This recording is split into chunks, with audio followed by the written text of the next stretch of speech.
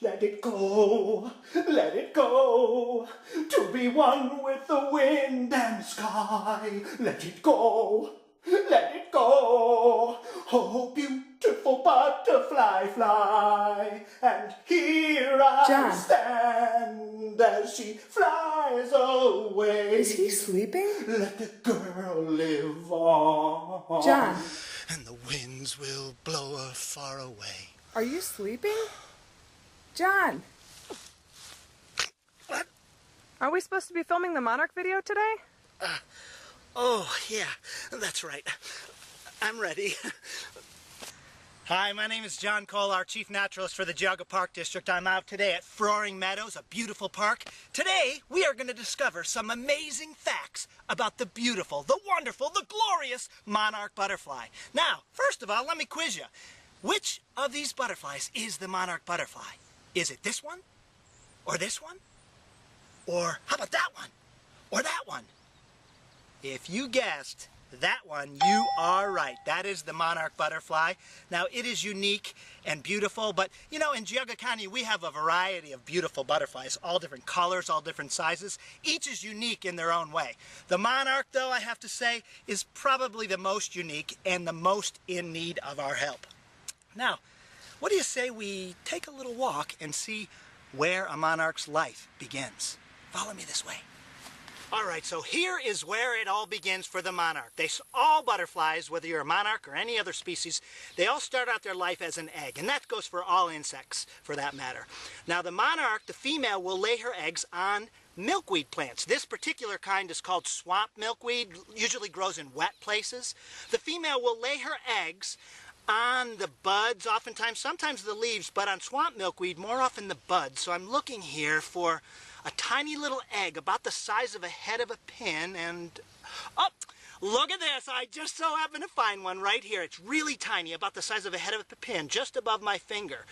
Now, that egg will be an egg for about 3 to 5 days. The warmer it is, the more rapid it will change. But out of that tiny egg will hatch an itty-bitty, itsy-witsy, teeny-weeny little caterpillar, a green one. Awesome. Here's a tiny monarch caterpillar on the bottom of this milkweed leaf. And when I say tiny, take a look at my pinky next to this little guy or gal. Look at how small it is. Wow, that's not even all my pinky. So this little caterpillar has a lot of room to grow. When it starts out its life, it starts out as an egg. Wow, look at that little ant. How cool. So that gives you a really good idea of how small it is. When it first hatches out of the egg, it's only about the size of the lead on the end of your pencil. But as it grows, it continues to eat and eat and eat, and as it grows, it sheds its skin. By the time it sheds its skin one last time, it'll be about the size of my pinky. And that last time it sheds its skin, it'll go into the next stage of its development, which would be the chrysalis. And that's where the little caterpillar transforms into an adult. Looks like this little guy's on the move. We'll see you later. So why milkweed, you might ask? Well, the milkweed has a toxin in it, which when the caterpillars eat that, they become toxic or distasteful to predators too. Now this milkweed that I have in front of me is called common milkweed. It's beautiful. Those flowers are oh so fragrant, so yummy smelling. Now when it comes to this plant, the female will often lay her eggs on the bottom side of the leaf. Now that offers protection from weather and predators. This particular plant here looks like it has a lot of chew marks on it, so I'm going to take a look and see if I might be able to find a little caterpillar for you. Whoa! Check this caterpillar out, about the size of my pinky. So you know what that tells me? Let me grab him right here. It's okay, little guy. That tells me when he's about the size of my pinky, he's about 2 weeks old. So the next stage of this caterpillar's life will be to pupate. That's where the caterpillar changes into the adult. And how it does that is it'll crawl down this milkweed plant and find another plant to crawl up. It'll hang upside down in a J shape, and then its skin will split open, sort of like a zipper. And right underneath there is the chrysalis. That's where the butterfly, or the caterpillar, should I say, metamorphosizes into the adult butterfly. It'll spend about 2 weeks in that chrysalis, and then the chrysalis will go from being a beautiful green color to black in color. That's how you know it's about ready to hatch. When it turns blackish in color, it's going to hatch within a day or so, and out will come the butterfly, which is ready to fly. I see a monarch over there. We're so lucky. A monarch, an adult.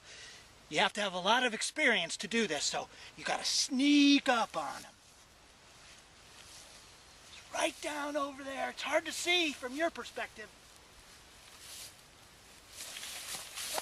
I got it. I'm going to carefully pull this little butterfly. It looks like she's a girl. She doesn't have her daddy dot, which is a black dot on the hind wing, which tells me that's a male. Those are alar glands, but this female, she doesn't have those. So this is a girl. This is likely a second generation monarch butterfly of the summer. Typically in the summertime, monarchs will have 2, sometimes 3 generations. It's the third generation, or her young, that are going to make the amazing migratory journey down south to the central mountains in Mexico, the Sierra Madre Mountains. Her young are going to go through a month-long metamorphosis, and then they are going to migrate to Mexico. If they're lucky to make it there, they will overwinter in the mountains of Mexico and evergreen forests, fir forests. If they survive the winter, then they'll start migrating back up into the United States. When they reach the southern part of the United States, Texas, some of our southern states, when they see that the milkweed has started to emerge, then they will breed, lay eggs, and their young will go through a month-long metamorphosis, and they will migrate back up into Ohio. So this little lady, probably her grandchildren or great-grandchildren will be the ones that come back to Ohio next spring. It's an amazingly difficult journey for these butterflies. These are, I mentioned in the beginning how they're, they really need our help because habitat loss, not only on their wintering grounds in Mexico, but also here in the United States. They need expansive fields of wildflowers like this behind me for the adults to nectar on. They also need milkweed to survive. So, a bad winter in Mexico, a hard freeze is going to kill millions and millions of these butterflies because all the monarch butterflies east of the Rocky Mountains go down there to those mountains in Mexico. So they face a lot of hazards from weather to automobiles, pesticides, all that sort of stuff that can kill these butterflies. Loss of habitat is probably the greatest. So what can you do to help out monarch butterflies? Well, there's a couple things. One thing is educate people about these things. They are so cool, so amazing little beautiful creatures, and the more you know about things, share about it. Help to educate people about the plight of the monarch butterfly. Another thing you can do is to plant milkweed. That is so important for the young. That's the host plant for the young. So more milkweed means more monarchs. One other thing I would recommend is let some of your lawn grow up. Let some of these wildflowers grow in your yard. Provide that good habitat for the adult monarch butterflies. Well, I think this lady's been with me long enough. Looks like she's ready to go. Those legs are kicking. I'm ready to do this. So we're going to give her a countdown. Put her on my nose and give her a countdown. 3, 2, 1. Go ahead. We'll see you next time.